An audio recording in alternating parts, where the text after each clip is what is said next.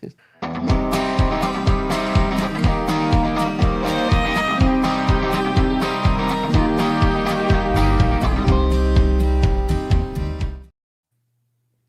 in, latest episode of that SEC podcast. I'm your host, Michael Bratton. Go by SEC Mike. Go on the Twitters, and there he is, everybody's favorite all-time cousin Shane. What's up, buddy?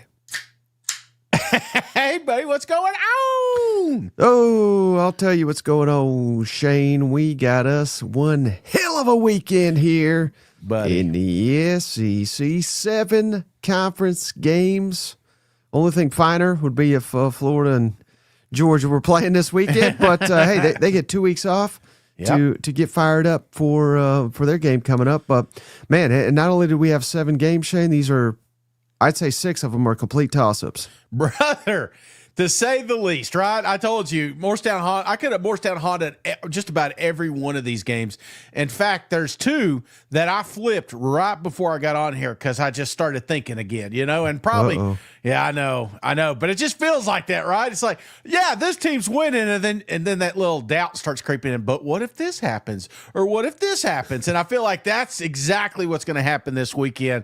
Pure chaos. Like you said, people are going to be eliminated from the college football playoffs. I feel like half of you guys are going to be upset come Sunday morning.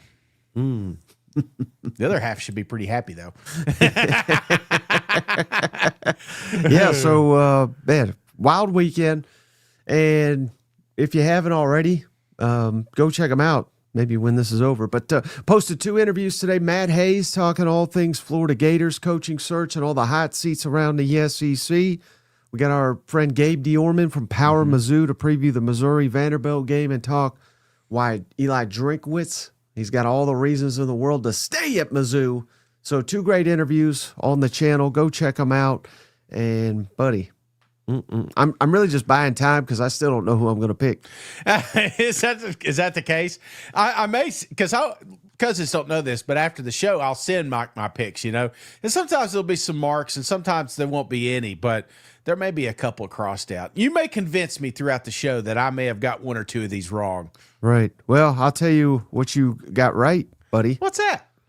MyBookie. Come on, shout out MyBookie, presenting sponsor of the show. If you haven't already, go check them out. MyBookie.ag is the website. Promo code SEC is the promo code over at MyBookie, MyBookie.ag. That promo code, if you start an account, put an initial deposit, and you use that promo code SEC, Shane, they're willing to give you a buyback guarantee of up to $500, which, let's say you put $50 into an account. Yeah. You listen to Shane, you get your picks wrong. MyBookie is going to give you that $50 right back, even if you get your money wrong. If you get them right, hell, just cash out and say thanks for sending us 50 free bucks. You know what? Not telling you what to do, but, you know, you put it on your team, and it's kind of a win-win, you know? And then I'll tell you what to do, Shane. You get that $50 or whatever you win. Yeah. You head on over to Tennessee Legend. Cousin Shay's going to be there this weekend for the old Peyton Sip. So go check out our friends at Tennessee Legend. There's a location here in Nashville. There's locations there in Sevierville. And hell, maybe if you can't make it to either one of those, just go to your package store, ask them for Tennessee Legend. They're all over the Southeast region. So if your local liquor store does not have Tennessee Legend, hit them up beside the head and ask them why not, and they'll get you covered. You know what? Absolutely. And like you said, I'll be there tomorrow at 7 at the Sevierville location by the Target. They got 2 in Sevierville. They also got 1 in Nashville, so if you're close to that, be sure to check them out. But hopefully we'll get to see some cousins up there during the old paint and sip. Yeah. Hey, all right. So, Shane, here's where things stand. I just want to remind everybody, Steven Lasson and the cousins are whooping our ass. They're at 69. Letters to God really let the cousins. I mean, we appreciate you, buddy, but you let the cousins down, which we actually do appreciate because we need all the help we could get. Shane, rough week, but that just means you're about to bounce back here. And then I'm a couple picks back here myself. So how confident are you that you can kind of catch up here? Not really at all, because I feel like I do look at some of the picks I make and I'm like, what if the Cousins picked this one? You know, I felt like, but I can't think that way, Mike. So I don't know. We're going to find out sooner or later just how different our picks are, but I have no confidence in this weekend. I'll be honest with you. None whatsoever? Well, maybe 1 or 2 games. But other than that, no, I would say probably 3 games right now. Seriously, you could convince me that your team's winning, you know, and right. Hell, maybe 4. You know what I'm saying? I don't know, maybe 7. All right. Before we get to it, Shane. Yeah. One other that, we've been partnered with these fine folks for a long, long time. So I want to give a special shout out to PrizePicks. Maybe you're not into wagering on the games. Yeah. You don't want to bet on the over-unders. Maybe you're more into the daily fantasy sports, not just college football, but NBA, NFL, all the sports. They got you covered over at PrizePicks with play. And all it is they have player projections for each game, and you just select more than or less than. And if you get it right, you can win big. So go check them out, PrizePicks, promo code SEC. Same promo code as my bookie. SEC is the promo code. You play 5, you get 50 over at PrizePicks. So go check them out. And I got some PrizePicks selections for you, buddy. Come on now. Now I'm on a cold streak. So I know. So I'm mixing it up, all right? So I'm getting off the wall here. Okay. Give me Blake Shapen, Mississippi State quarterback. How about this? I mean, this is a great thing over at PrizePicks. They got so many different options. Longest completion, 38.5 yards, more than or less than. I'm going against Texas. I'm saying more than, Shane, because basically that's what Mississippi State's offense is run the ball, launch a damn bomb. You know what I mean? So if he could get a 39 yard pass or longer against Texas, which I know Texas got a really good defense, but they got a safety out. Mississippi State is going to throw the ball deep about 8 times. You just need to complete one. Give me Blake Shapen, more than, longest completion, a 38.5. What's your thoughts? Ooh, more than. Yeah. I mean, that seems like a pretty good number too, right? I feel like there could be a 34 in there. There could be a 31 in there. Yeah. But Mike, because you've been so bad at these, I'm going to say less than. My luck, Shane, the longest one will be 38. He won't get to 39. But damn it. It'd be like a 42, but then there's a flag on the play. All right, how about this one, Shane? Marcel Reed, outstanding quarterback, arguably up for the Heisman, right? Yeah. On the road at LSU, half an interception. Give me the more than. He's only thrown 4 interceptions on the season, but they haven't played a lot of road games. I think Marcel Reed gives us 1 interception if we're LSU. What's your thoughts? Yeah, that could be a good one. That could be a good one. And then I'm trying to think, are you playing from behind and then read through one? Yeah, I feel like there could be some mistakes here. And I don't hate this one, Mike. I do not hate this one at all. Doesn't mean they're losing. It just means. Right. Yeah. Now, how about this one, Shane? Bo Prabula, outstanding quarterback. Yeah. You know, he's had his moments, but I think it's safe to say he's struggled a little bit in conference play. 200.5 passing yards against Vanderbilt. Yeah. Give me the less than. And this is here. I'm so bad, Shane, at PrizePicks this year. So maybe just fade all my picks here. But what I'm trying to do is I'm trying to go like 4D. Yeah. I'm beyond 3D at this point. I'm 4D. I'm seeing the chessboard, right? Yeah. Am I sitting here telling you Bo Prabula is bad? No, I am not. What I'm telling you, Shane, is Vanderbilt eats the clock. Missouri eats the clock. Missouri wants to run Ahmad Hardy and Jamal Roberts. So, I'm putting all these pieces together. How likely is it that Bo Prabula is going to throw for 300 yards? Well, I mean, he didn't have to get to 300, but over 200. Yeah. I don't think the odds are good. Does that make sense? And again, unless you're at a deficit, right? You know, and Mizzou fans don't want to hear that possibility, but you're the underdogs in this game. So it could happen. That's for me, that would be the only reason that he would have over 200 is if they're trying to catch up. Okay. And then, again, I told you, I'm getting wild over here, right, Shane? Give me LSU kicker. It's the first time I think I've ever in my life done a kicker. Damian Ramos, he's a really good kicker. 6.5 kicking points. Give me the more than, because that's the way I'm thinking it, 2 field goals and an extra point. Yeah. Give me the more than 6.5 kicking points for Damian Ramos. You know, I'm like Cole Kubelik. I could care less on this one. All right, then final one here, Shane. Again, I hope I'm wrong, Shane. This is going to tip the hell out of my pick here. But Sellers, total yards. So passing and rushing, 199.5 total yards against mighty Alabama. Yeah. Total yards, both passing and rushing? Give me the more than, Shane. I'm buying it. I'm back in. Come on. If he does it.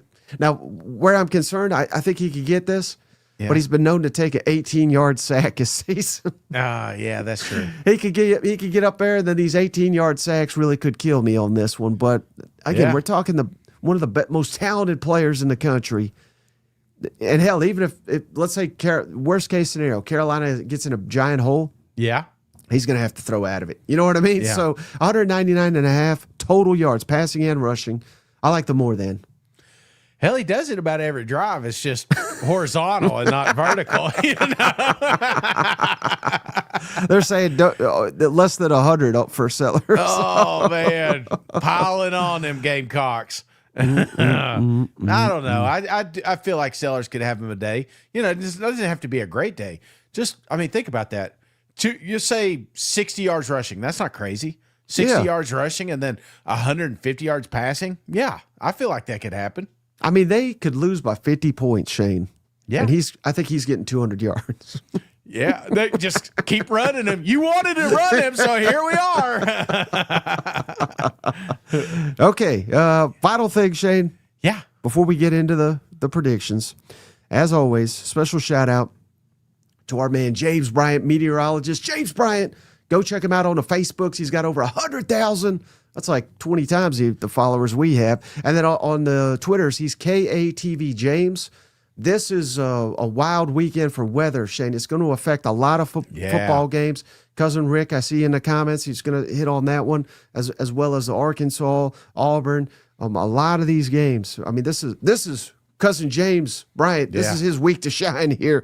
So pay attention. And then he's got an upset pick, too, that I think you're really going to like here, Shane. So shout out James Bryant with the Week 9 SEC Weather Report. All right, here we go. Another huge week of conference play in the SEC. And as far as weather is concerned, we do have some weather concerns in a couple of different games. We'll get to those. There's also some great weather games, especially if you're on the eastern side of the conference. So with that, let's get to it. We'll start with the early games, go to the mid-afternoon, and then go to the evening. For the early game, it's 11 a.m. Central. It's Ole Miss at Oklahoma. We do have a high chance of showers in this game. I think a lot of these showers are going to be moving out during the morning into the early afternoon, but there's still a good chance for some rain.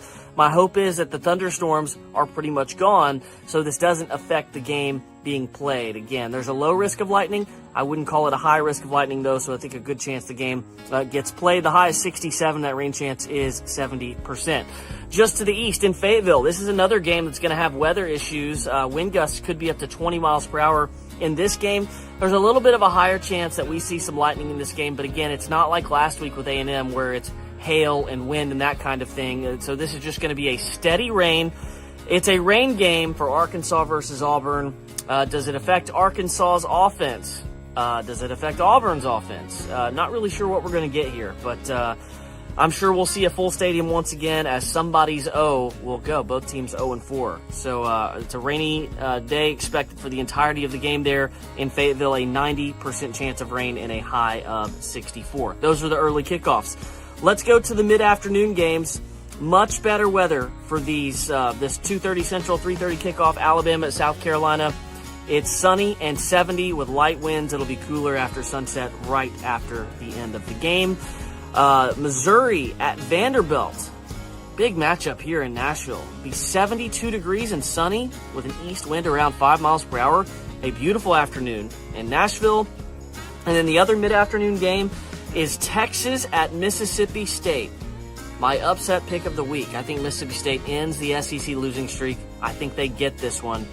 That game kicks at 3:15 Central in Starkville. High is 76. It'll be sunny. The rain moving through Arkansas right now does not look like it's going to arrive until after the game has concluded. So keep that in mind. There is rain coming from the west.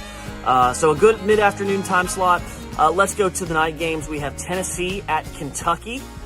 So further north there, it's a 6:45, 7:45 game. It will be sunny and 63 during the day, expected to be 59 at kickoff with light wind.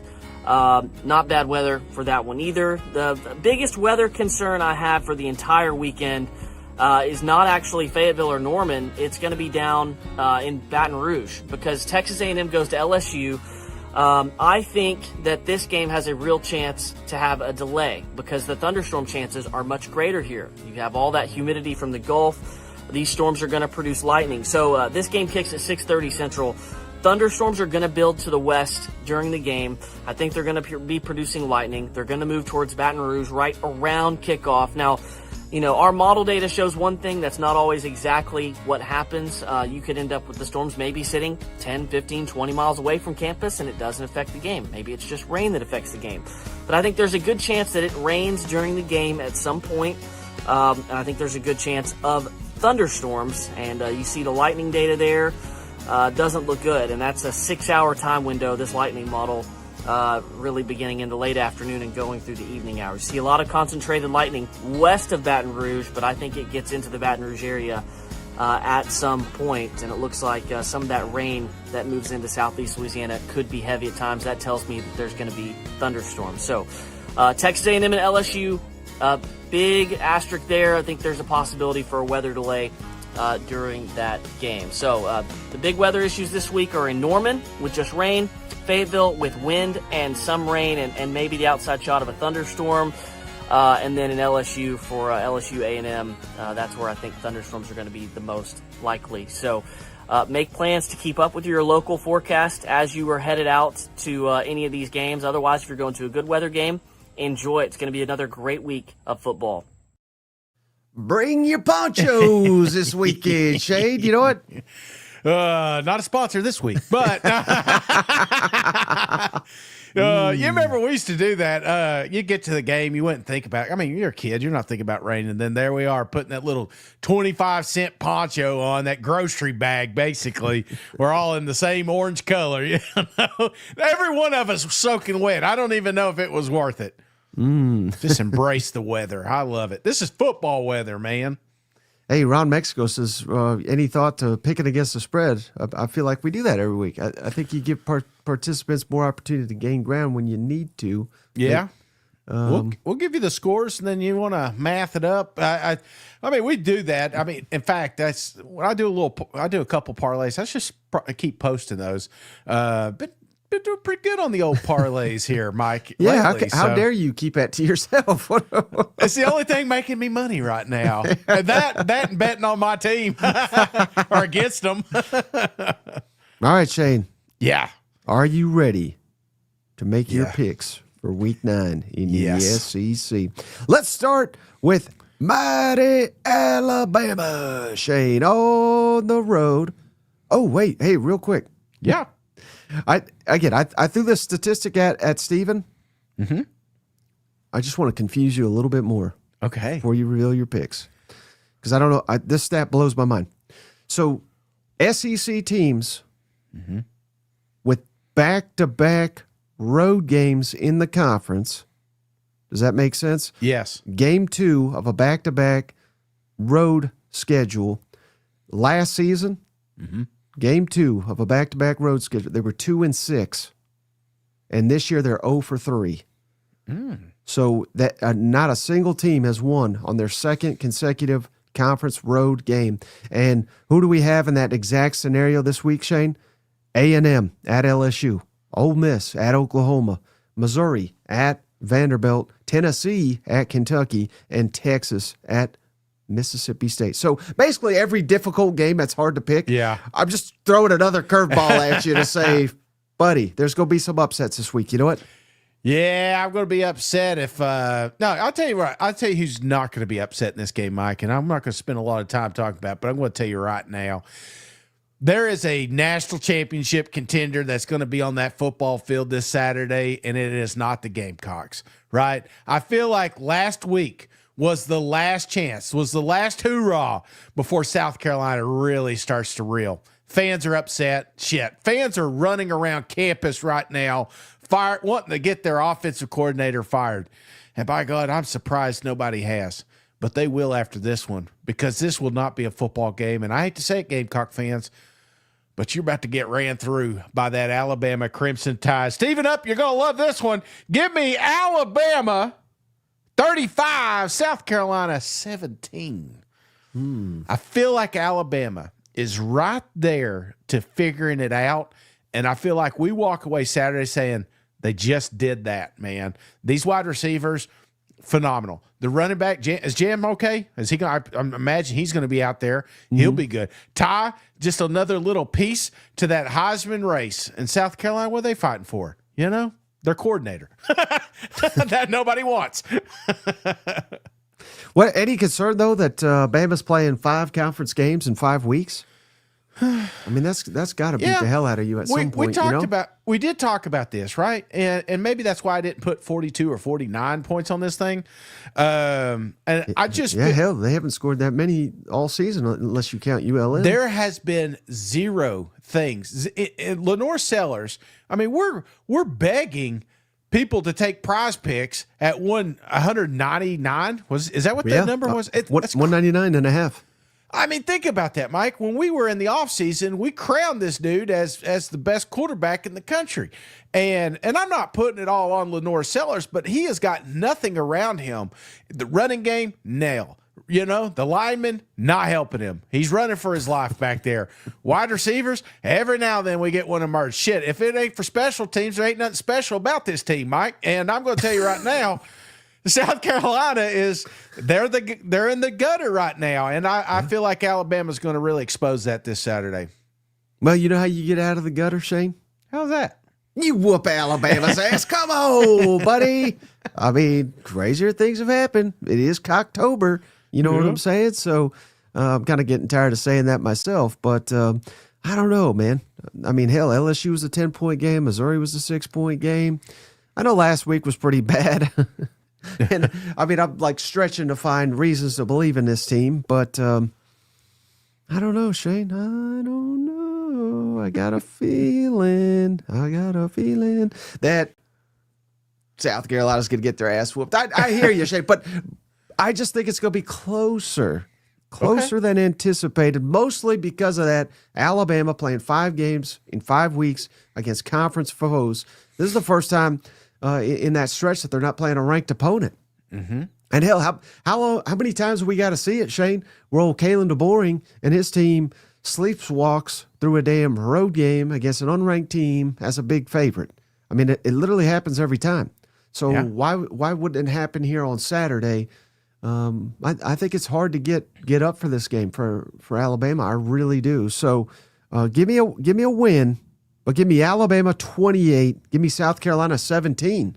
Ooh, close one. So I think Carolina barely covers. But I think it is closer. I really do.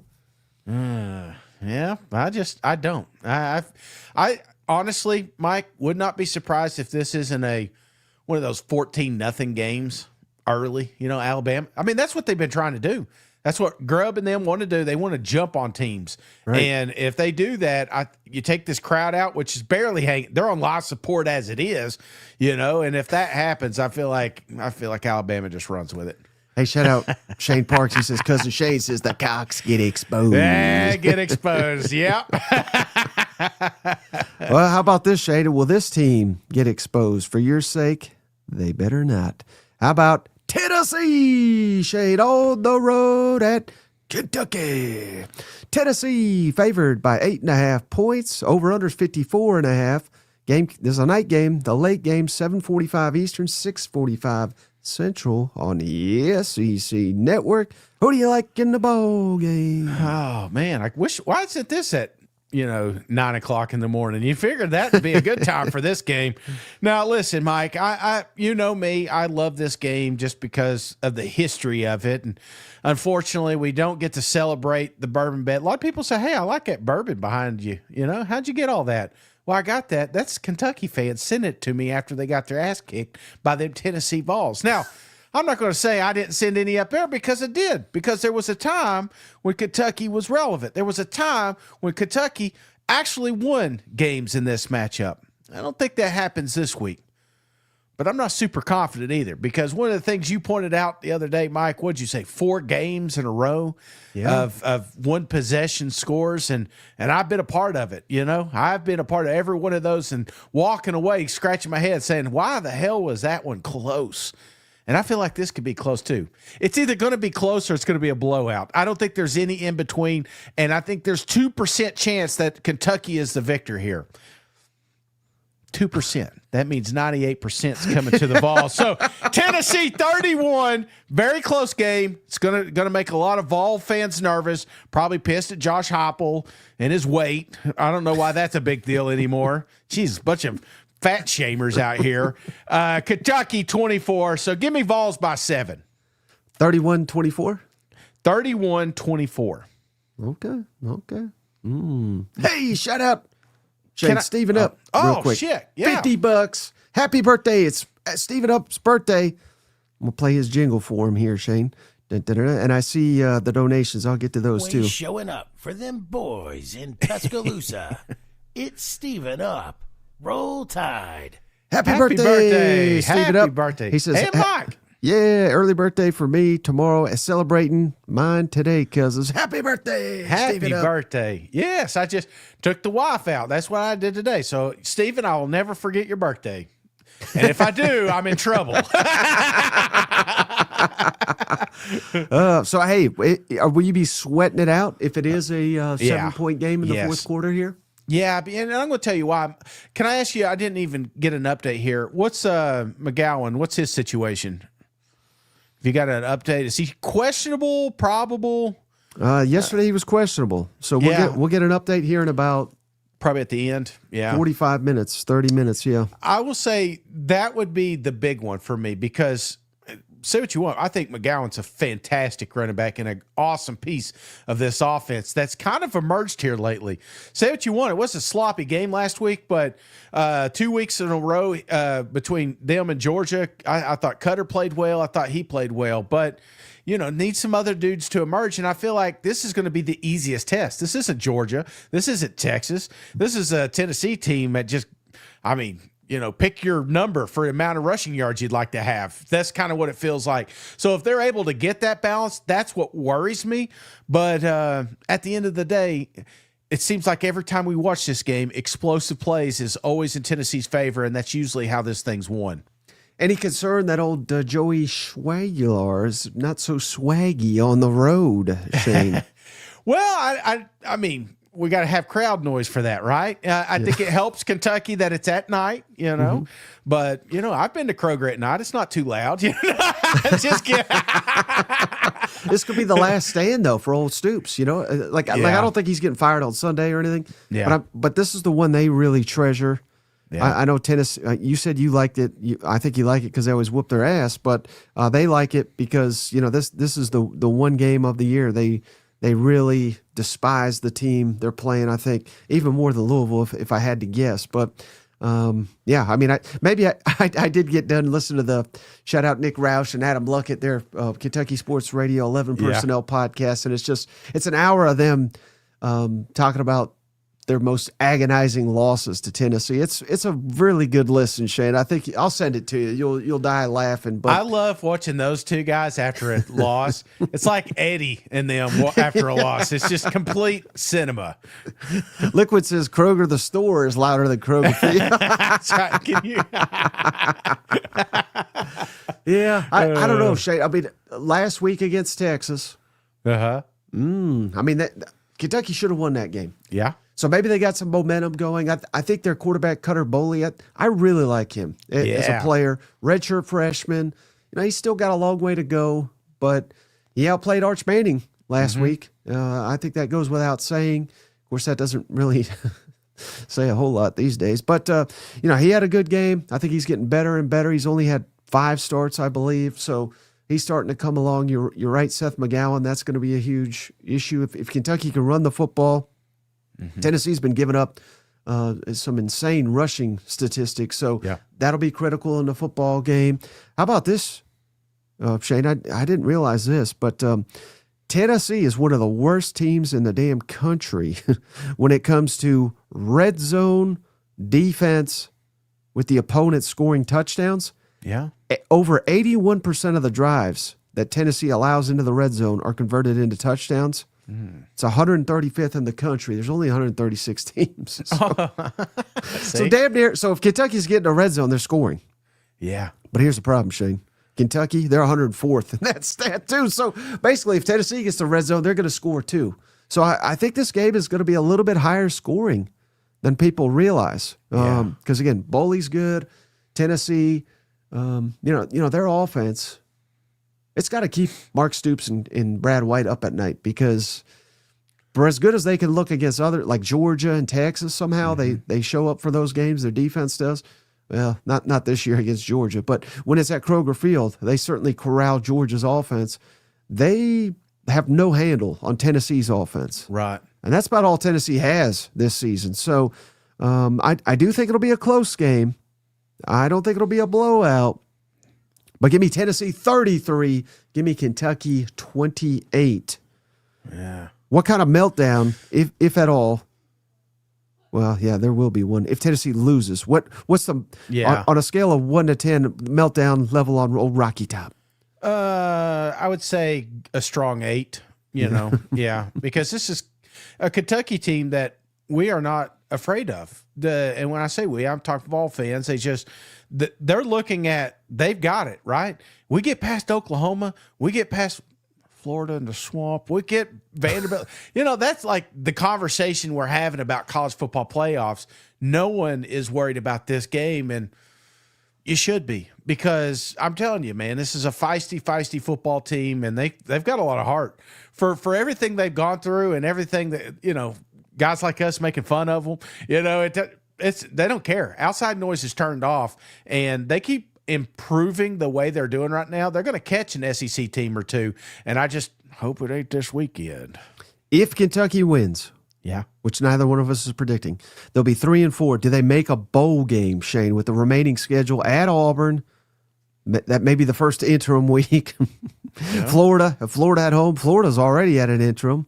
Tennessee Tech at Vanderbilt at Louisville. So they'd have to win 3 of those. If they're good enough to beat Tennessee, can they get 3 more? No. Nah, I'm sorry. I'm not seeing it. They missed their opportunity. They missed their opportunity with South Carolina. They missed it. Sure as heck, they missed it last week. Running right up the gut.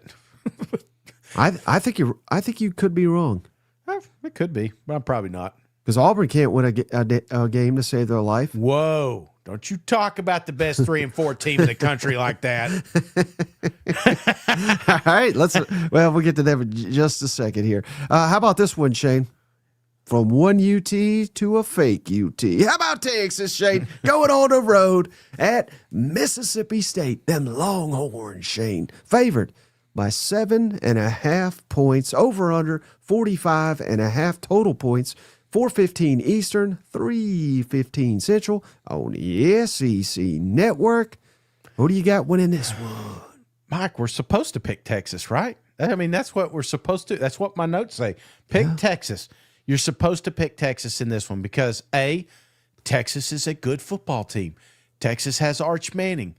Texas has got the best defense in the country. They've been to the college football playoffs 2 years in a row. They're going to keep going. Steve Sarkisian, the best offensive coach mind in the country. And it's Mississippi State. They don't win SEC games. 2 years in a row, they're not going to win SEC games. They can't keep kids on their roster at the end of the season. They're just being picked through by teams like Texas. This one feels weird, don't it? This one feels weird, and I'm not picking the upset. I'll just go ahead and let State fans know. But I could definitely see it, right? I feel dirty putting this score out here. I got Texas 28-17 because muscle memory tells me to do that. Mm-hmm. But I have never been. Texas could lose this game. They could absolutely lose this game. I got to pick a winner, got to pick a loser, and I just can't. I got to have Texas winning. You know what that reminds me of, Shane? What's that?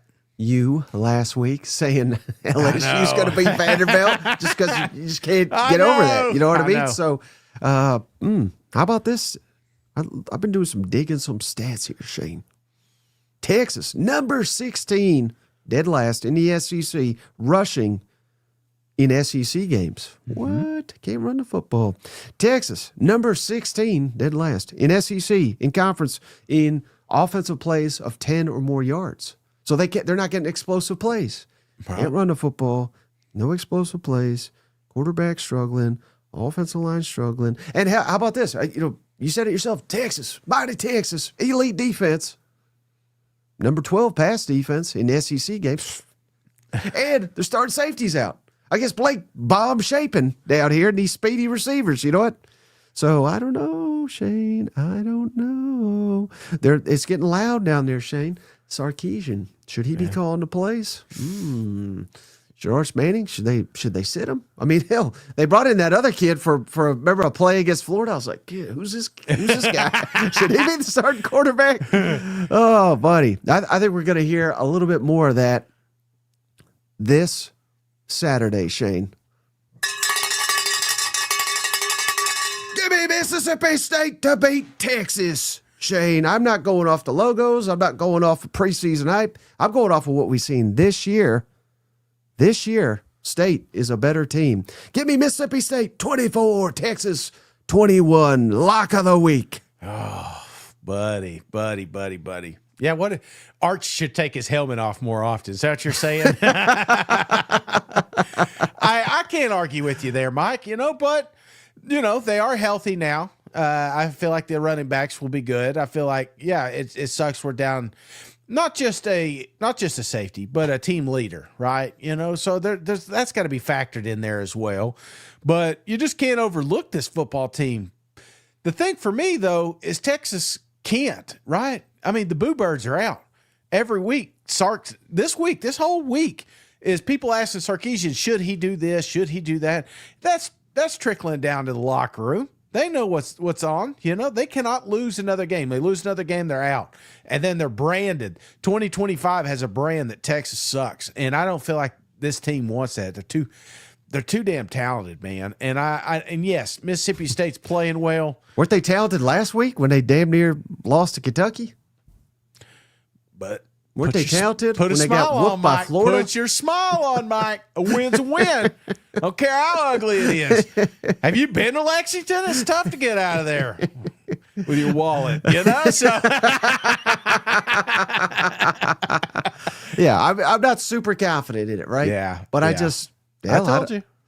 Well, how bad would that be though? First conference game in 16 attempts. Mississippi State wins one, and it's over Texas with their $50 million roster or whatever. Golly, that would be crazy. What would be the meltdown then if that did happen? I mean, it would be. What change? I mean, but seriously though, what change would happen? I mean, Sark's not going to step down from play calling. I mean, that's what they're going to look like. Would they look at a quarterback change? I mean, what would be the move here if you lose a game? Well, and I'm not trying to be mean here, right? Yeah. This is what it is. I mean, let's throw up their schedule here.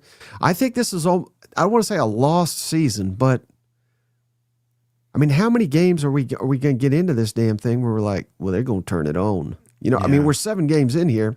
I think it's just kind of who they are. They tried to tell us against San Jose. They tried to tell us against UTEP. I mean, Sam Houston was about the only game they looked good. Mm-hmm. Now, I guess you could argue Oklahoma as well, but I don't know. They didn't look super impressive in that one either. But I just think we're chalking this up to like a lost season. And what needs to change? I mean, I think they need to get better on the line of scrimmage. Yeah. Particularly offensive. Now, I thought they would have figured that out after coming in here last year and whooping everybody's ass because they had a really good offensive line. Yeah. I think they got overconfident in that they could just do that again for some reason. I don't know. Yeah, bully ball. That's what they're trying to play, and it ain't working. It ain't working. You know what is working though, Shane? Big Chase coming in. Hey, shut up! $50. Happy birthday! Buy a couple of drinks on me this weekend. Oh, yeah. Where are we going, Mike? Where are we going? All right, how about this one? I teased it a little while ago, Shane. We got a real barn burner here, Shane, with Auburn on the road at Arkansas. Shane, Auburn opened as I believe a 2.5-point favorite. It has swung mightily. Shane, Arkansas favored by 3.5 points. Over under 56.5 total points. 12:45 Eastern, 11:45 a.m. Central on the SEC Network. What's the excuse going to be this week if Auburn loses? Oh, what a game. What a game this one. This may be the game of the week right here because if you think about it, you got two teams that absolutely suck at winning close games. And I have no doubt in my mind this is going to be a close game. So you're right. What is the excuse that comes from here? I love the fact that we may see one of the best defenses go against one of the best offenses, you know? And I mean, hell, I tell you right now, Mike, this is the truth, and I put a lie detector on me. If you had Auburn's defense and you paired that with Arkansas's offense, they would be my favorite to win the national championship. That's just where I'm at. We watched two superior sides of the football here. Hey, if we could do that, pair the offense and defense, how bad would Arkansas defense and Auburn offense be if we had to pair them together? Oh, buddy. That stat you said Tennessee's 135, that'd be 136 right there. So, I feel like, Mike, truthfully, though, this is going to come down to a couple of mistakes that both teams are already making, right? Whether it be turnovers from Arkansas, stupid mistakes on offense from, Jackson Arnold, just something. There's going to be something, a coaching decision, a coaching mistake. You got to pick one. I like the fact that Arkansas is at home. I like the fact that Auburn was able to get this game early. You got two coaches that are, believe it or not, fighting for the job. Don't think Bobby P ain't still in the running to get this thing. He'd love to keep it, and you could keep it by getting a big win against Auburn. But, Mike, there is only one really good 3-4 football team out there, and there's about to be one really good 4-4 football team. Give me them Auburn Tigers going up there, pulling off the upset with Arkansas. 31 Morristown Honda, Arkansas 30. No confidence. You are all in on Hugh Freeze. This is it. You just want him to keep a job a little while longer so I can keep making fun of him or something? I have enjoyed it. But, I don't know if the rumor about the officiating was true or not, right? But if it is. Apparently it is. Yeah, well, I know. That's what I'm saying. So we need to get that. I'm going to try to get that guy on and talk about it. Yeah, let's talk about it. So there's potentially a win, right? And then you look at the Oklahoma. We all watched the Oklahoma game, maybe. So I'm not saying that I'm buying all of it, but I am saying that there were moments during the season that Auburn's absolutely got hosed, right? And but I mean, could you just as easily not that they got hosed, but fumble against Ole Miss, fumble against Memphis, hell, 4 fumbles against Tennessee. If we just don't fumble the ball, I mean, Arkansas's 5-1. Do you think this is it? I never thought about it. The Shane curse. Maybe it's me. All that hate you've just put in for Hugh Freeze, I'm now carrying it over with them Auburn Tigers. I don't know.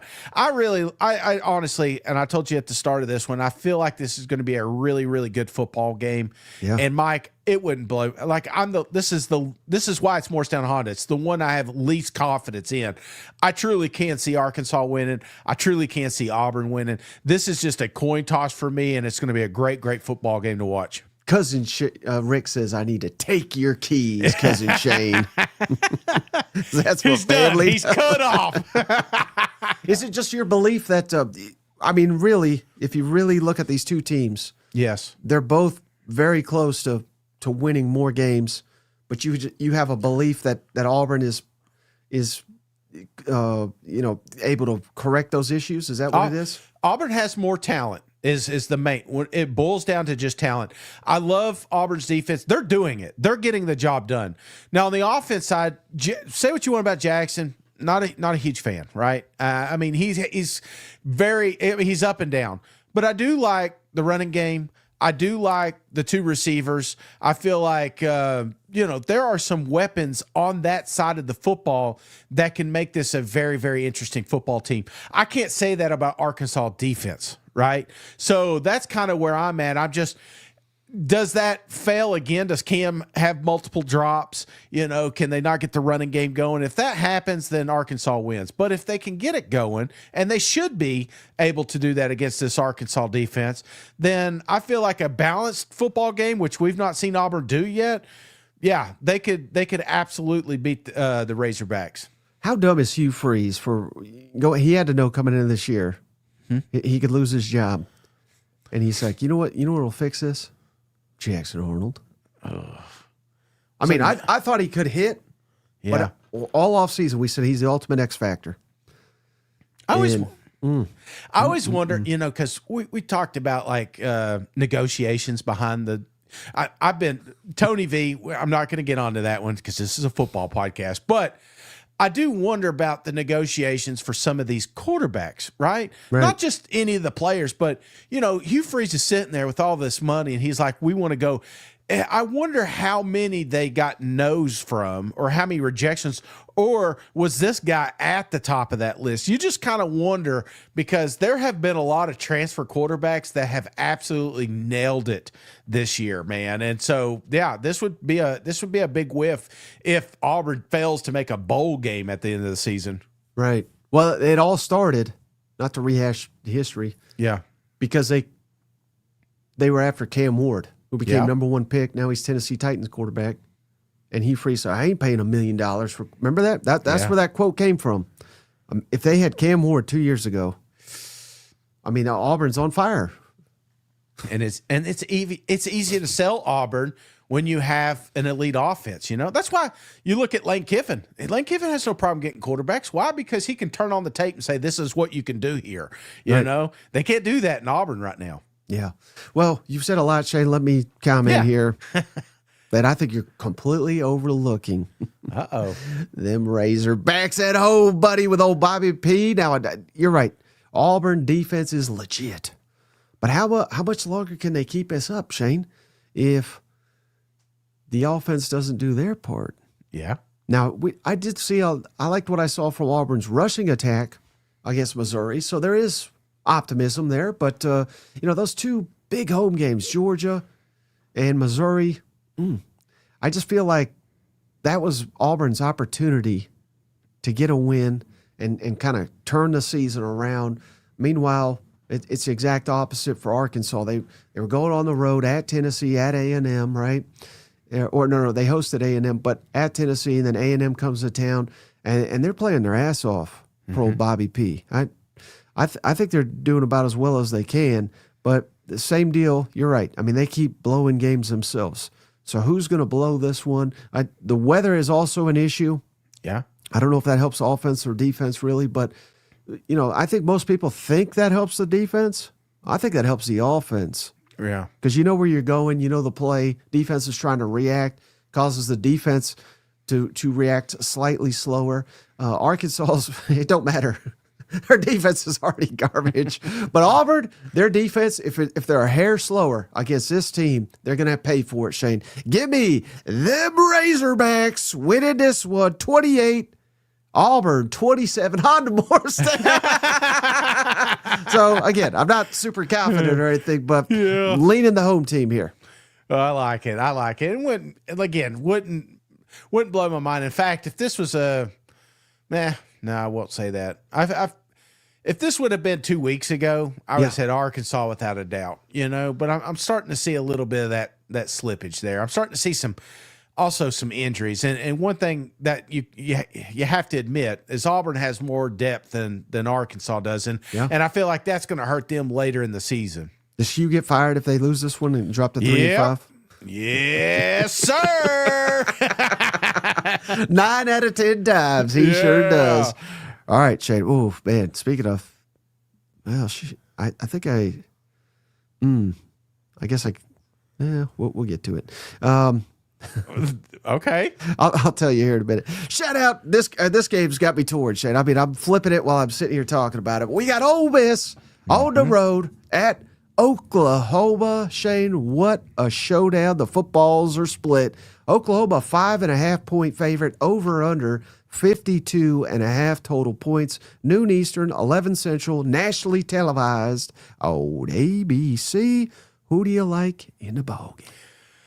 I'd like for this one just to end and let me know who wins, because I have no idea. No, this is the one. This is one that I've flipped probably 2 or 3 times this week. The more I think about it. Yeah. And the reason I'm doing that is I'm doing a comparison. And then that's what kills us sometimes. But you're like, okay, who has Oklahoma played? Who has Ole Miss played? What do they look like here? I'm not breaking down these plays. I'm just a common fan that sits on the couch drinking cold beer, and I'm like, would I want to play that team or do I want to play that team? And I'll say this, John Mateer, when he was at his best, Oklahoma is one of the scariest football teams in the country. Nobody wanted them, right? And I feel like they took a little bit of a hit during this Red River, and a lot of people were looking at him saying, John Mateer looks rusty. Because you know why they're saying that? Because nobody watched South Carolina. Nobody watched that game. And what I saw in that game was a John Mateer that played better, right? That made better decisions. I saw a defense that didn't miss a beat. Now, you look on the other side of the football here. Ole Miss, this is the team I told you. My life is on the line, Mike. I told you which team is most likely to make the college football playoffs. 3 weeks ago, I said this team. They've lost one game, a little worried. Do they lose a second one? Very possible. I mean, they're the underdogs here. And I feel like what we always do is we navigate to the quarterback, we navigate to a running back, we navigate to the offense, but we overlook the defense. And I'm going to tell you right now, Ole Miss would have won this game 9 times out of 10. They would have won this game if they had last year's defense. This defense ain't the same. This defense is not bad, but dumb. And when I say dumb, they make dumb mistakes. And I feel like that's what hurts the offense. They don't give them the opportunities they were giving them last season. So can they make those opportunities? Possibly. If this game was played at a neutral site, I would give Ole Miss the win. But it's not. It's going to be played in Norman. So give me Oklahoma. Oklahoma with the big win here. I don't know how the rest of that song goes, but give me Oklahoma 28, Ole Miss 24. When the wind comes sweeping down. We got to get you on that damn scooter down there. You know what? Yeah, this is a big one. This is a real big one for them Sooner fans because they want to believe. Man, I can feel it. I can feel it. Oklahoma wants. They want it, man. And I'm not saying Ole Miss doesn't, but Ole Miss knows they got another mulligan in their pocket. And I feel like that's what makes Oklahoma a little bit more dangerous in this game. Yeah. Do you have more confidence in Lane Kiffin or Brent Venables? Oh man, great question. Lane Kiffin. Yeah, I'd have to say Lane Kiffin right now. Mm-hmm. Total. Offense versus defense. I mean, I like Venables' defense. I think you did it. You said it the other day. You convinced me. Coaching best defensive coach in the country, and I'm right there with you. Yeah. So I mean, this is going to be an elite coaching matchup. Yeah. You know what? I don't know, Shane. I don't know. You have more confidence in John Mateer or Trinidad Chambliss? John Mateer. Really? Yeah. John Mateer's the real deal. Trinidad's really good too. He's a freak athlete. But John Mateer, I know there's just something special about a few of these guys that are in the Southeastern Conference, especially at quarterback. And few possess them, and some of them lose them. we've talked about a couple quarterbacks that I felt like that had it last year and maybe lost it. I feel like John Mateer is he's in an elite group right now. Yeah, and then not to be this guy, Shane. Oklahoma's elite defense, right? Yeah. Who have they played? I hate that more than anything. But when you look at it, I mean, Michigan, I didn't really have any respect. That was literally the only Michigan game I watched, right? Yeah. But as a freshman quarterback, I don't know. I didn't see much. Auburn, we know all about them on offense. Texas, we sure as hell know how bad they are. South Carolina, I mean, they wanted the coordinator fired before that game, Yeah. So is Oklahoma elite? Sure. But I think the numbers maybe a slightly inflated because they haven't faced an opponent quite like this. Uh-huh. Now, I think you could easily say the same thing for Ole Miss. Who the hell they played on defense? LSU's good. I'll give them that. But Georgia sure as hell wasn't. And when Georgia kind of bucked up, I mean, Ole Miss didn't do shit on them, and it cost them the game. So maybe Ole Miss a little overrated on offense. Buddy, I mean, I told you, I'm going back and forth. Statistically, Oklahoma's elite in damn near every category on the defensive side of the football. So I kind of kid when I say all that. I know they're elite. Yeah. But they got to prove it to me on Saturday. Going up against Lane Kiffin, this is why he gets paid the big bucks. This is why Florida wants his ass, because he can scheme it up with the best of them. Man. But I will disagree with you on one thing, Shane. Oh, okay. Fair. I was all in on Mateer. Yeah. And I'm not out on him, but I think he was like the Heisman front runner ever since that Texas game, Shane. I mean, I'm a little hesitant. I think he's still not right quite yet. Even last week, it was mostly on the ground game. Yeah. Now, if Oklahoma runs like they did on South Carolina, if they're able to do it against Ole Miss, they're gonna run their ass right out of the building. I think. Give me some Pete Golding magic though for this one. I don't think I've ever done this, Shane. 2 Honda Morrisdowns. Give me Ole Miss 28. Give me Oklahoma 24. And I picked against the Sooners last week, so you're welcome, Oklahoma fans. Congrats on the win. You know what? Not fair, Mike, because I would have Morristown Honda this one too. Which one? Let me ask you this, because you got to pick one. Scale of 1 to 100, confidence level in your pick on this one. Is it a true 50-50, or would you, I mean, let me say, compared to the other one, say the Arkansas Auburn game, is there one that maybe you're a little bit more confident in? I'm more confident in Arkansas because I think Hugh Freeze is such an awful coach, and they just find ways to lose. Yeah. Whereas Ole Miss on the road. But here's the deal. I went against it last week. I shouldn't have. But every time I'm torn like this, I got to go with my first initial gut instinct. Mm-hmm.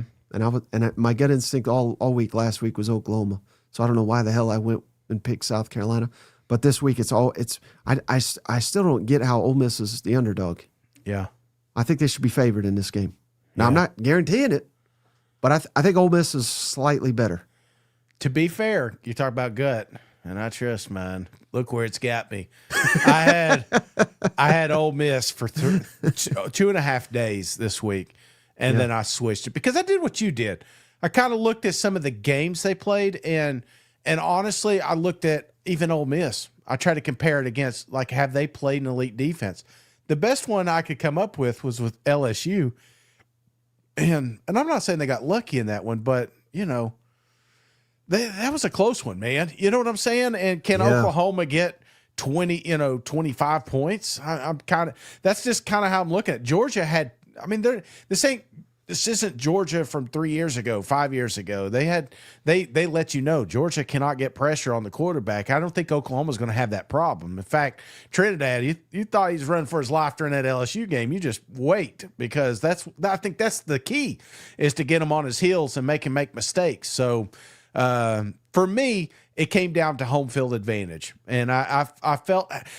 It sucks that this game's early. I don't know why Oklahoma didn't get a late game here, but if you know the fact that it's early, that's why I'm a little bit more hesitant. But you need to have that Michigan environment, you know, and if you can do that, you can really help your boys out here. Yeah. All right, how about this one, Shane? College game day coming to town, Shane, down in Nashville, as Missouri is at Vanderbilt, Shane. Vanderbilt favored by 2.5 points. Vanderbilt's top 10. What? Missouri's top 15. What? This is the age of college football we're in, Shane, and I love it. Over under 52.5, 3:30 Eastern, 2:30 Central on ESPN. Who do you got in this battle of playoff hopefuls? I tell you, I've adopted these Mizzou Tigers, right? Everybody knows. Everybody gets tired of it. I get tagged all the time saying, why you're from Tennessee. I get more Vol fans get upset when I talk about Mizzou. It's like, how dare you? You know, I get it. I fell in love with these guys. I went up there, loved the campus, loved the people, still love them. You know, and I love Drink. I feel like he is exactly what I want in a coach, and that's why his name's been floating around here. Now, I'm not saying he's been packing all week. You know what I'm saying? I feel like he's completely dialed into this game. This is game day, and you know he's upset. He's pissed off that they weren't recognized earlier in the season. Yet we're going to Nashville to a one-loss Vanderbilt team, and they're going to get that opportunity. So there's a lot on this game for Mizzou, right? Because Mizzou fans are expecting to win it. Now, on the other side, you got Vanderbilt. Here's a football team that I've doubted since I was born. Yeah, I've never thought Vanderbilt has arrived. Even when Franklin was, I felt like it was a gimmick. I couldn't wait for him to leave, and now he's potentially coming back in the SEC, whatever. But I'm saying I believe now, right? And for me, it was in a loss. It was that Alabama loss. I'm watching that game, and I'm saying, you know, they lost that game, but they lost the game, making stupid mistakes. You know, I feel like Pavia, how can he not be in a Heisman race right now? How can he not be the number one? I get there are some great talented quarterbacks, some great talented receivers and running backs in this country, but nobody is elevating a football team higher than this man right here, Diego Pavia. Unreal, just unreal. I'm glad you brought Bo up. This is, for me, when I'm trying to pick a winner and a loser, I find the weak spots, right? And right now, Bo is the weak spot. We know that Mizzou has got an elite running game. No doubt in my mind. Anybody that watches it, you watch that little muscle hamster running out there. Yeah, I tell you, I can't wait to get him on one of my fantasy football teams, you know, next season. But when you make Mizzou one-dimensional, you see exactly what happens, and a football team takes advantage of it. So, Mike, I haven't got a lock, but I've got one coming your way. And a lot of people don't realize this, but did you know that Vanderbilt got its name from Cornelius Vanderbilt? No. Now, yes, absolutely. One of the Vanderbilt. In fact, my brother just went to the Biltmore, part of the family. All right. Mm-hmm. But what a lot of people didn't realize is he had a dumber cousin named Shenarius Vanderbilt. And he's presenting this week's lock of the week. Give me Vanderbilt. I'm a believer. 31, Mizzou 20. Lock it down, baby. 11-point win. Yes. I feel like you talked about it earlier. Classic keep away. We're going to run. Both teams are cool with that. They're both cool with having 3 or 4 possessions during this entire game. So when that happens, each possession is pivotal that you get some points. And which quarterback do I have more confidence in? Without a doubt, it is the Heisman winner, Diego Pavia. They want to see that photo again. So I'm going to Shenarius Vanderbilt. Oh, mercy. Shit. Let me ask you this. Yeah. If Missouri wins, Ahmad Hardy. If Vanderbilt wins, Diego Pavia. The winner, should the winner, would you consider the Heisman front runner? Say it one more time. Like, let's say Missouri wins because Ahmad Hardy has like his best game to date, or Vanderbilt wins because Diego Pavia has his best game to date. Yeah. Would you consider the winner? I'm not saying you're guaranteeing they're going to win the Heisman, but should be like the Heisman frontrunner? Well, I think Hardy would get back into the race because he's not in it right now. He got dropped off. But I think Pavia, without a doubt, should be the front runner. Okay. Yeah. It's just interesting to think about. Yeah. I certainly think points could be at a premium here, Shane. And I am a little worried about Vanderbilt's defense. Mm-hmm. I think they're good. They're not near as good as the offense, of course, but offense is going to chew up the clock. Again, Missouri's going to chew up the clock, I think, on offense, particularly if they're able to have success on the ground, which I think they will. So, man, I don't anticipate a high-scoring game. I think this game will come down to a mistake or two potentially. Yeah. Fumble here last week was fun, wasn't it, with Diego Pavia and LSU and all the play. Well, not if you're an LSU fan, but if you're not, all the Diego Pavia magic out there. Yeah. But sometimes that can burn you, Shane. Sometimes it looks like magic till it looks like dog shit. You know what I mean? Yeah, so yeah. You could easily force him into some kind of horrendous mistake, and Missouri could run their ass out of the building. And I'm interested. Are you at all nervous, Shane, that old Drink? And I think he's a really good coach. Mm-hmm. I think the team takes the pulse of their coach. Really good coaches. I think you see that. And, man, is he playing the disrespect card this week. Yeah. I have a feeling in that locker room it's heavily disrespect. Does that concern you at all? A little bit. There's a lot more noise coming out of Columbia than there is Nashville right now. Right. Well, I'll tell you, Shane, there probably should be. You know why? Why? Because Missouri is gonna lose. Give me Vanderbilt 24, Missouri 20. I almost thought of Morristown this damn game too, but Yeah. I can only do 2 here. But I think this could go either way. I just think Vanderbilt's too hot right now. I think they're like a team of destiny. Yeah. But I mean, would it surprise me at all? Literally, no, it would not. I just think it'll come down to one mistake. Who makes the mistake? Bo's been throwing picks. Diego hasn't. So that's critical in this one. I think Bo makes a mistake he shouldn't have, and hell, just watching that Auburn game, Right. he made the plays at the end. So maybe I shouldn't be doubting him. Maybe he is getting better. But we were about 3 quarters into that football game. I said, well, hell, I can't tell the difference between Jackson Arnold and Bo Perbula. You know what I Yeah. mean? I literally couldn't. So you're telling me he's going to outduel maybe the Heisman frontrunner on the road? I ain't buying it, Shane. I think that would be the reason, though, because, I told you when we did our recap Sunday that I just felt like Bo isn't the same Bo we saw week 1 and 2, right? There was a lot more swag to him, so there was it just felt like he came in, he owned the room and wasn't afraid to put the ball there because he knew it'd be there. And you're starting to see some of these young receivers do some special things for Mizzou. But if that does not take, then you're just you're making life so difficult for Hardy and Roberts. Because if they can just put 9 in the box, 8 or 9 in the box, then the game's over. But if that 8 or 9's in there, but you make them pay, which again, Vanderbilt, they're not. This isn't a damn LSU defense. This ain't an Oklahoma defense. It's a serviceable defense. It's a bend but don't break defense. But I feel like you can have some yards against them. But if you do not take advantage of those possessions, that's the key, right? Like you said, turnovers. If you don't get something out of those drives, Vanderbilt's going to play keep away for about 6 minutes, and you're going to be like, damn, we're already in the third quarter. That's what it feel like. Hey, shout out Cousin Two Slick. Shane give us $20. Lock of the week, LSU 28, A&M 17, according to Two Slick. So that's our final game, Shane. Let's get into it here.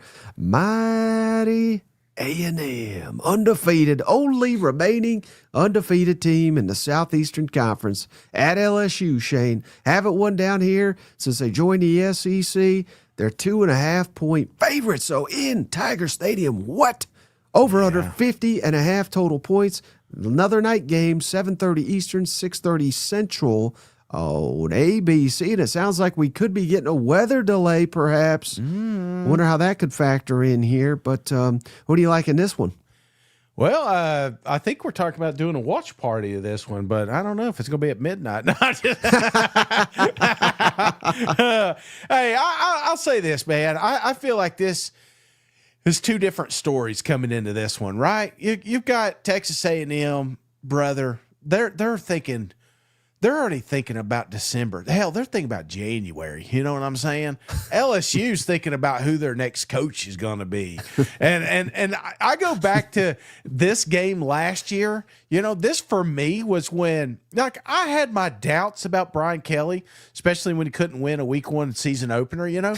But it really ramped up during this game last year because this was the game I didn't think that A&M would win, and they didn't just win. They curb stomped LSU, right? And I felt like that started the narrative that Brian Kelly may not be the guy. And then it's just kind of snowballed to this point. Now you got Brian Kelly really desperately needing a win. And the excuses that you talk about some of these coaches are making, like he's not even saying them anymore. The offense sucks, right? We just hate it. We hate watching it. And now it's going to be in the rain. You know, it's like you feel like, oh, is it going to be even worse? I don't think so, man. I think there were some small steps forward last week. They're very minimal, but I feel like there is some progress here with this LSU offense, especially with the running game. I love this. What's this? True freshman, or what's his name? Man, I love him. No, not Durham, but the other kid. Not Perry. Is it Perry? No. Anyway, you're gonna Barry. Yes, you're gonna get a dose of him. I love this kid. I feel like he could be the next great LSU running back, and that's kind of what they've been missing. It's just the balance. Nuss doesn't need to win it with his arms anymore. So you do that. You do this with the defense. You do it at home. You may be able to beat Texas A&M, but then I say all that. Then I look at the other side. I'm like, you know what? There's not a more balanced football team in the country than the Aggies that are coming down here. It's offense, it's defense, it's special teams, it's everything. Everything is running smooth. You know, we're making side bets if Marcel Reed will accidentally throw an interception. That's just how bad it is for Texas A&M right now. And there's two camps. There's ones that say Texas A&M hasn't played anybody, and Texas A&M, you know, is back, baby. Number one. I got to pick one. And I'm going to pick one right now. I'm going with the home team. Give me LSU giving A&M their first loss, 31, Texas A&M 28. Ooh. It's a close game, Mike. It's a close game. And similar to some of the other ones I said, if neutral site, I'd probably favor A&M here. But if they get this one, then I'm completely on that bandwagon. Yeah, I mean, it's do or die for LSU, isn't it? Yeah, it really is. Now, if you're capable of beating a team of this caliber, you know, A&M's what, number 3, I think, in the polls. Yeah. You know, I think that buys a lot of goodwill down there in Baton Rouge. And I know it's silly to say, you kind of almost hit on this, but you know, I think LSU's offense is looking better and better each week. It's kind of hard to tell because they're losing these damn games. Nobody gives a damn if you're looking better but losing, right? So this will be a test here. A&M's defense, at times they look sensational, particularly when they're able to overmatch someone on the offensive line, which, that's a little bit of a weakness for old LSU. Shade Brian Kelly came into the year saying, buddy, I've coached some good offensive lines. This is as good as any of them. And fast forward here, 2 months into the season, he's saying, God, if we had 5 more guys, I swear we'd be playing them. You know, like, you can't have it both ways. You can't say this is an elite offensive line and, God, these guys suck ass. I mean, you just can't do that. We got Brian Kelly out here, hat in hand. You know, at one point he's calling the fans spoiled, and now he's saying, hey, we're trying, we're turning it around, we're getting it close here. I think Garrett Nussmeier's really got to have his best game of football for LSU to win. Meanwhile, A&M, you know, we still haven't seen it without Le'Veon Moss. We haven't seen that hurt them yet. Yeah. Now, it killed him last year without him. He basically was the offense, but thank goodness this year, Shane, we got Mario Craver and Casey Concepcion, the best 1-2 receivers, not just in the SEC, but probably the nation here. So big spot here for Marcel Reed. He's been, I want to say wildly inconsistent, but he has been inconsistent at times. Yeah. Now, he's got a couple of road wins already under his belt, so it's time to put some respect under Marcel Reed's name. And hell, what is it that kills Blake Baker's defenses? A running quarterback, Shane. So they may not face a quarterback as mobile as Marcel Reed as they're going to all the rest of the season. So it's difficult to put a whole lot of stock in LSU's defense, and it sounds like Whit Weeks is out. So that's not unless I know they're just about to update the injury report, but he was doubtful yesterday. So unless he's been upgraded, he's probably out for this game, and he's kind of the heart and soul of that defense. Problem, Shane? A&M, you're 100% right. They just don't win in Tiger Stadium, and I guarantee, Shane, they ain't going 3-0 on this road, this 3-game road stretch. I promise you they're not. And, Shane, it's in Death Valley, Tiger Stadium at night. Like Brian Kelly says, we don't lose in Tiger Stadium. Well, you're going to lose on Saturday. Come on, Aggies, give me 31. LSU, you're getting 20 because your offense ain't worth a shit. A&M covers, wins by double digits. What did you get the injury report? Because I am worried about a few of the guys on this one. Yes, sir. Let me look her up right now. So I can change my score real quick before we get off air. Okay, yeah. Thursday night update here. Whit Weeks, doubtful. Yeah. Linebacker, so that's not good. A&M, no one to worry about here. For Kentucky, I know this is one you were worried about. Seth McGowan, questionable, running back. So no status update there, but, so basically 50-50. For Tennessee, linebacker Arion Carter, questionable as well. So that's kind of big for Kentucky. Yeah. Let's look at it here. Not good here for Mississippi State, Shane. Running back Fluff Bothwell still remains questionable. Yeah. So he may not play against Texas. And Texas is getting back C.J. Baxter, the running back. Vanderbilt, all clear. Missouri, all clear. Bama, doubtful. Lutzier Brooks, their freshman outstanding receiver, he's doubtful, so that'll help the Gamecocks a little bit. Gamecocks, all clear. Arkansas, half the team's on the injury report. Oh. So you might have been good there. Oklahoma, hey, good news for them. Probable offensive lineman Logan Howland. Yeah. He's been kind of up and down. Doubtful Keontae Lewis, receiver, hoping to get him back. Doubtful offensive lineman Derek Simmons. That's a big one for Oklahoma. Questionable running back Javonte Barnes and defensive back Gentry Williams. While Ole Miss, all their guys have been upgraded to probable. Daquan Wright, that's a big one. The tight end. Deuce Alexander, the receiver. So good injury report for Ole Miss there. Ooh. Well, I'm going to change your mind real quick. And hey, shout out, I didn't want to forget, SEC Sean. He's this week's celebrity picker, Shane. So let's go through SEC Sean's picks. He's got A&M beating LSU 31-17. He's got Oklahoma 27, Ole Miss 21. Vanderbilt, Shane, 35, Missouri 27. He's got Arkansas 31, Auburn 24, Tennessee 38, Kentucky 14, Alabama whooping some ass 42-17 at Carolina, and he's got mighty Texas beating Mississippi State 28-10. Shout out SEC Sean. I like it. Let's see. He's got 1, 2, 3, 4. Let's see. Yeah, 4 road teams winning. You might be able to gain some ground this week, Shane. I know. That's what I'm looking at here. All right, baby. Let's do this. And then we had a bunch of donations. So shout out Chase Moore, MIZ, time to play villain and kill Cinderella. Brett became a member. Brett, Welcome to the family. Too slick. Again, his bold prediction, LSU beating A&M. JR, that damn legend. Legend. Cousin JR has done it again. Thank you, JR. He gifted Thank you, cuz. to Go Native Overland. Go Native. Welcome to the family.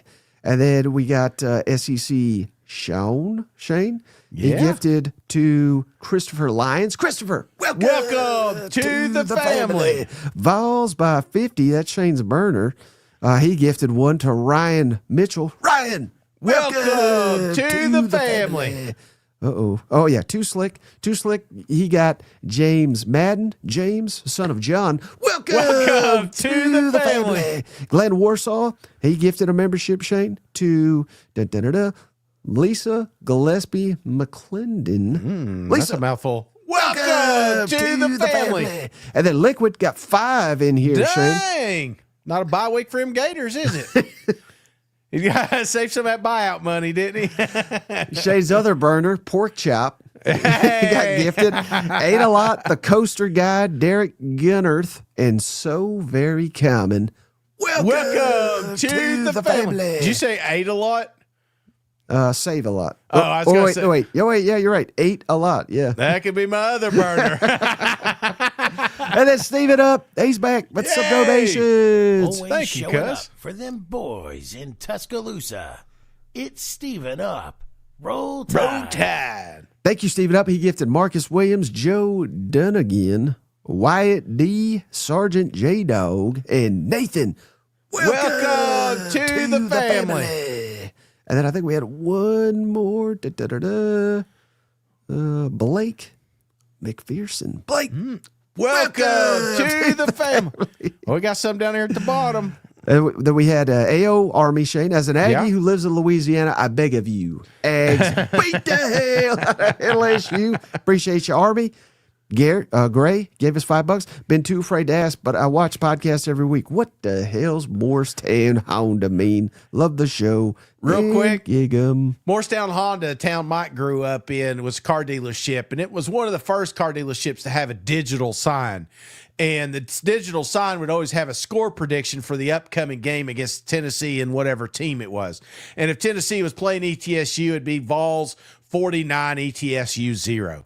But if it was Oregon back in the day, I always remember that one because they were dominant. It'd be Tennessee 7, Oregon 6. You know, they never picked Tennessee to lose, but they would always beat them by 1 point at least. It was always a stupid score if they had no faith in Tennessee. That's right. Dave, shout out. He said weather is trying to deny A&M's perfect season. Following them around. S. Hobson, let's go. Let's do it. Better watch out on the road. Hell, all these damn teams, don't you think? Yeah, I was just looking. There's a lot of home teams that get. Or you say watch out on the road. Shit, there's a lot of ranked teams going against unranked teams on the road. You know, so Right. and all of them are like within a score being favorites or underdogs. So yeah, I think all of them. There's not a team that can take this weekend off. Nope. And then we got AU Stock. Appreciate you. Thanks for talking to Gabe over from Power Mizzou. He's very good and fair. Missouri 31, Vandy 21. So go check out that Gabe interview. I really enjoyed it. Fatal Recoil. The staff at Missouri loves this matchup. Walking out of Nashville with no grass stains. MIZ, Vandy. Ooh. Oh shit! Come on. Forrest, appreciate you. I was upset at how Bo looked in the Bama game till I remember Texas has Arch. That's just mean. Junior, Boomer Dab Sooner. Thank you, Junior. Appreciate you, cuz. Peyton, Oklahoma, where the wind comes Comes sweeping down the Shane.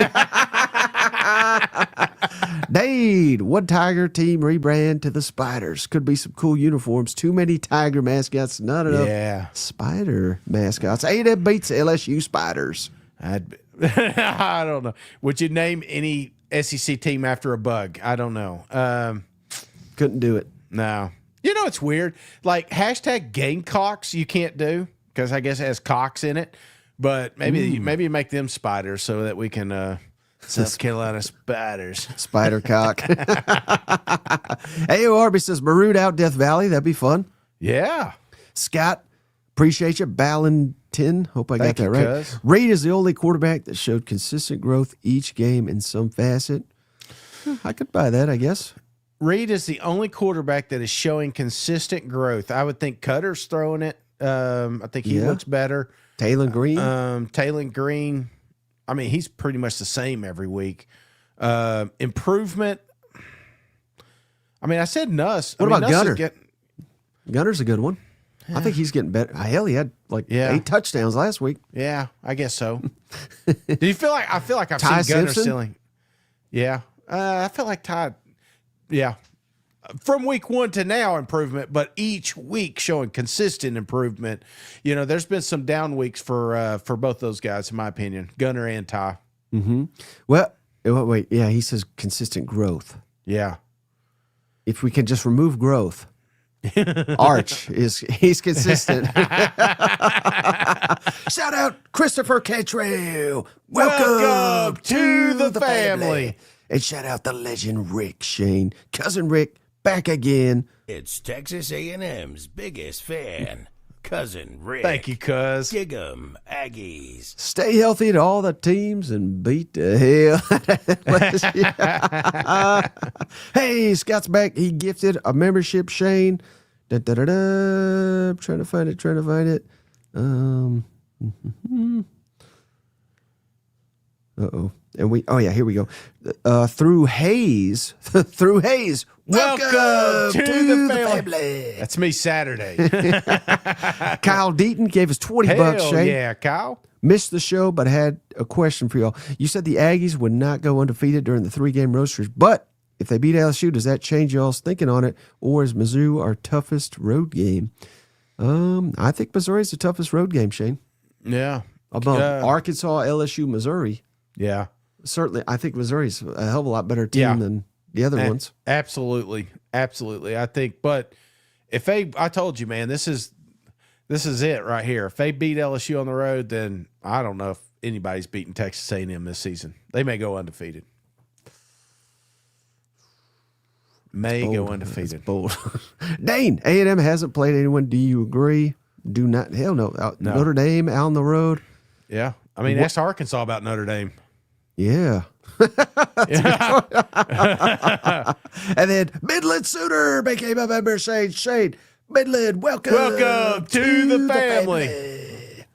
All right. Anything else, buddy, before we hop off here? No, well, headlines real quick. If everything happens the way that you think it will happen, what will be the headline come Monday? I think Brian Kelly's seat gets nuclear if he loses by double digits to A&M. I think that's one. I think we kind of hit on the Diego Pavia Heisman hype. I think that is certainly one. I think Ole Miss, a playoff lock, because I got them winning, right? Yeah. So if they're sitting here at 7-1 with the remaining schedule that they have, I think that's going to ramp up, and I think that'll really ensure. I mean, not a given, but I think it almost eliminates Kiffin going to Florida. I really do. Yeah. Because I think if they're in the playoff, I don't think he's going to Florida. So I think that'll be a big topic. And I got Auburn losing. So I think another one will be Auburn. Hugh Freeze could get fired on Sunday. Mm-hmm. But hell, I haven't even probably hit, man, all these damn games, Shane, storylines galore. Perhaps even bigger meltdown than LSU will be Texas if they lose to Mississippi State, as I predicted. Yeah. I like it. My two, real quick, Mike, I'd say the first one, obviously, I had, A&M losing. So I feel like the theme that we're already at, like, is there going to be a SEC team represent? It's kind of, it feels like there's not going to be one undefeated team now. So is there 2 1-loss teams? Are we going to have a 2-loss team, a 3-loss team? I feel like we're going to start asking those questions because we're getting closer to that college football playoff selection. When does that first poll come out anyway? It's coming up, right? Yeah, it may be. Steven told me the other day. I think it's 2 weeks. Yeah, so I mean it's right around the corner, and if A&M drops, then now you got several 2-loss teams. I don't know. It's just SEC is just pure chaos right now. So that would be one. And then That's the thing, real quick, Shane, on Yeah. LSU. I mean, I'm sitting here firing the coach. yeah, If they beat A&M, they're right back in the damn playoff. yes, You know what I mean? absolutely. So that the margin is so. That's what all the damn coaches keep saying, but it's Yeah. true. If they're 6-2 now, if their backs will be against the ball the following game against Alabama. Yeah. But hell, if you beat A&M, you beat Alabama, you may be a damn lock to get in the playoff. Yeah, absolutely, man. And the other one I've got is Pavia is Heisman. So I feel like having game day there, beating Mizzou, that would be planting the flag, right? More people watching. So today's shout outs. Thank you, JP, for putting this together for us. Go to Cousin JR, SEC Sean, Liquid Flame, Steven Up, AO Army, Too Slick, Vols by 50, Glenn Warshaw, Gray, Ron Mexico, Dane, S. Hobson, Ostock, Chase Moore Jr., and Peyton Brooks, Cousin Rick, Scott Ballantine, and Kyle Deaton. If I missed you, he apologized, but it's crazy. And JP's been working his ass off. So, hey, if you didn't donate, that's fine. If you think your team's going to win, be sure to minimize this and hit that thumbs up. All right. Appreciate all the cousins hanging out with us, Mike. I look forward to seeing them Saturday. Mike, have a wonderful, wonderful happy birthday, brother. You deserve it. I mean, what are you, 31? You look great. You look great, cuz. 41 on my birthday here. Oh, he's getting up there. Getting up there. I'm trying. That's why we're starting to get these collagen tablets now. Won't be long. We'll be getting Rogaine. I'm already too late for that. All right, hey, and Shane said if you think your team's winning, hit the like up or thumbs Yeah. up. If you think your team's losing, hit that like up for us. Like, subscribe, go check out the interviews, share. Doesn't cost you a thing. Really helps the show. Until then, we'll catch you on the next one. All right. See you guys. Go Vols. Hey, buddy, this beer's for you, Mike, and Cousin Shane. That SEC podcast loves the Pirate, and the Pirate loves that SEC podcast. Hail State.